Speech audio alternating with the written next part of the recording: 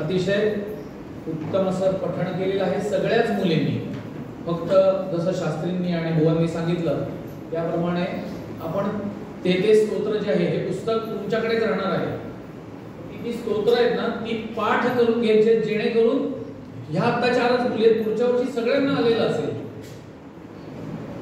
त्यामुळे तेवढा प्रयत्न करायचा आहे. त्यांना शिकवलेलं आहेच, फक्त तुम्ही त्यांच्याकडनं करून घेणं हे तुमचं काम आहे.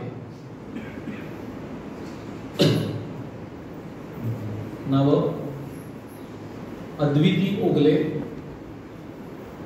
नंतर आदिश्री कर्णिक, तू इथे मध्ये आहे आणि त्या दोघी एका साईडच्या आहेत. ठीक आहे, चालेल चालेल. थोडासा खालती घे. नाही तो माहिती आहे ना, तो खालती घे. आणि नुपूर बर्वे आणि ईशानी बर्वे.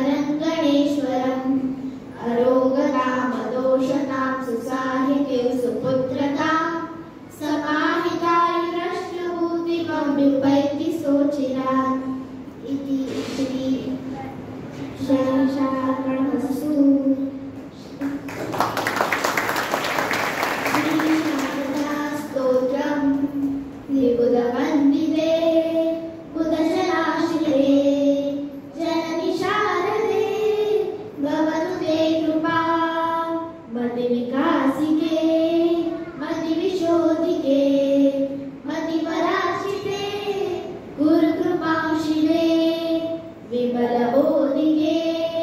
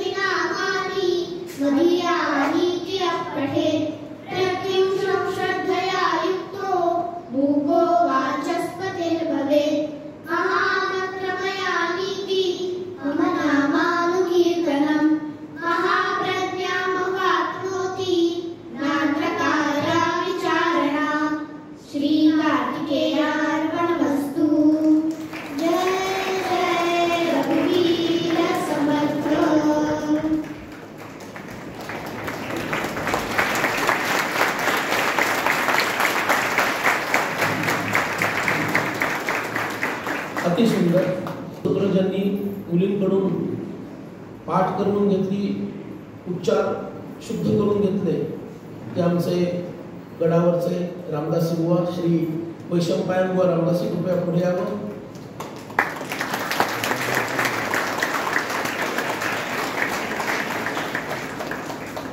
या बुवांनी सर्व तयारी मुलींची करून घेतली.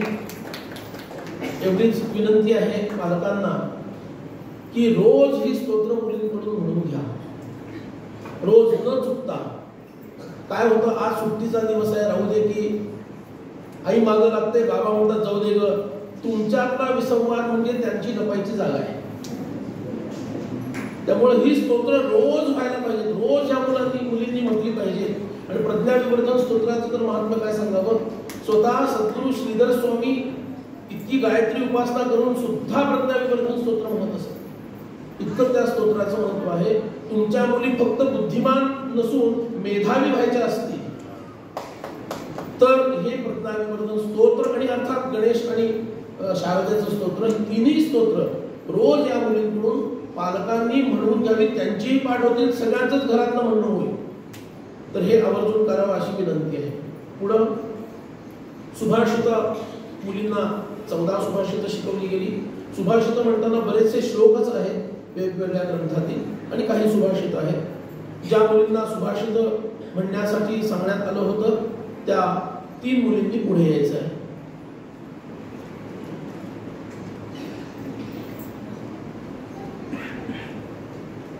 स्वतःचं नाव तू इकडे ये.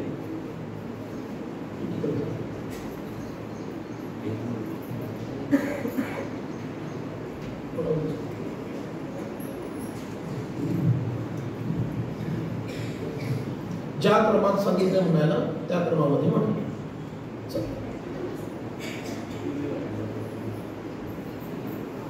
माईकचा आवाज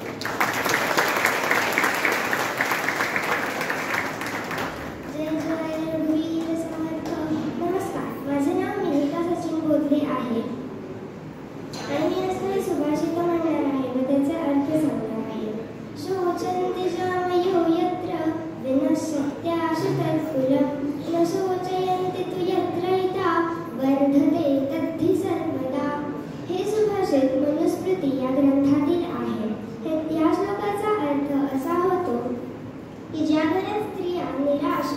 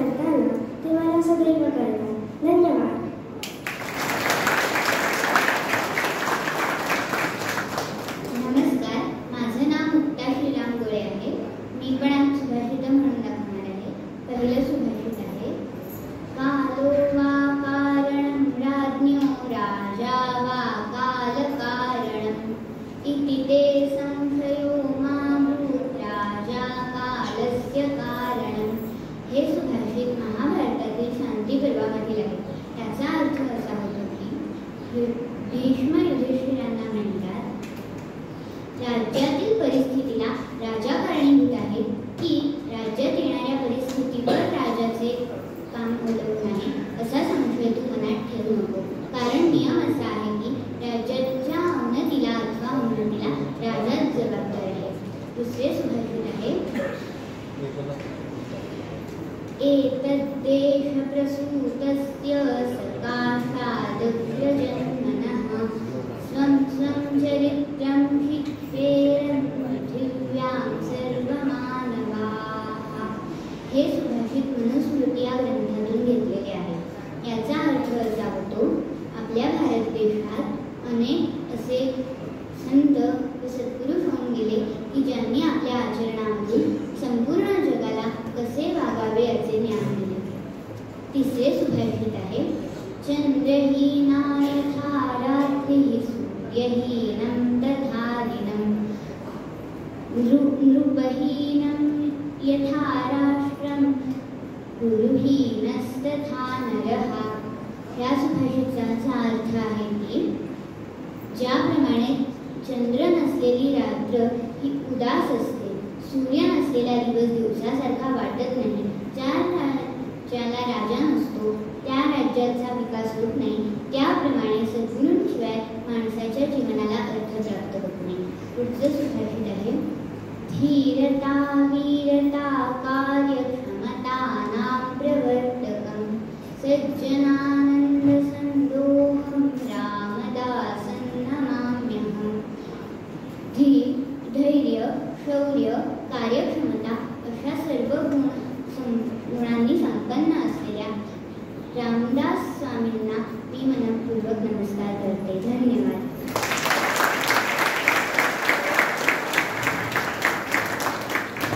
जय जय. तुमच्या वाटणं तर मीच म्हटलं ना, जय